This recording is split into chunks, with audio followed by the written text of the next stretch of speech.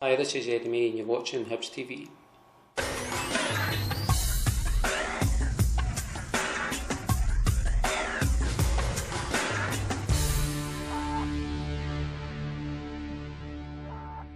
Eddie, a warm welcome back to Hibs. It's been a long time since you were last associated with the club. Can you tell us a bit more about your role here now as Academy Coaching Manager?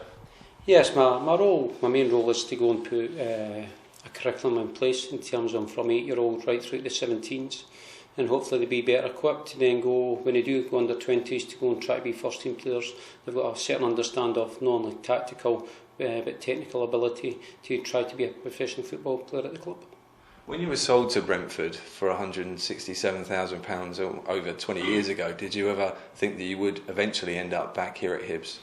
No, there had one or two times I nearly came back because of transfer and stuff like that, but it never materialised. So ultimately, I've always looked at the football club with a very warm heart, and it's a great opportunity for me to come back. But did I ever think I was going to come back to be an academy manager or an ex-player? No, not really. As I said, previously I had a couple of chances, but all fell through at the last minute. But as an academy guy, no, not really.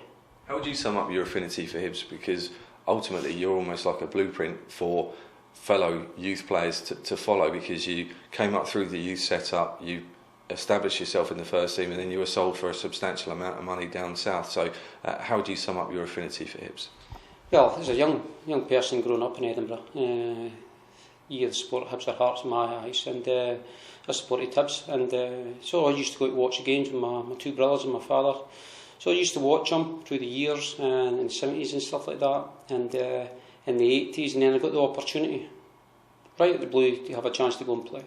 And every kid dreams to go and play for the local club, and I certainly did that, and I think I played over 100 games. Only scored 10 goals, which is a little bit disappointing, but any goals what I did score seemed to be important goals, and that gave me the chance to go down England. Did I want to leave at the football club at the time? No, but someone had to be sold, and in those days, if the manager asked you to do something, you did it. So it made me a better person and a better player in the long term, and but I've always harboured maybe an opportunity to come back. And I'm actually delighted to be back here, but it was a great time for a lot of young players playing at Easter Road at the time, and hopefully we can bring that back by a group of players over the years that have got a real affinity for the football club, and they want to be here for a very, very long time rather than just moving on for money.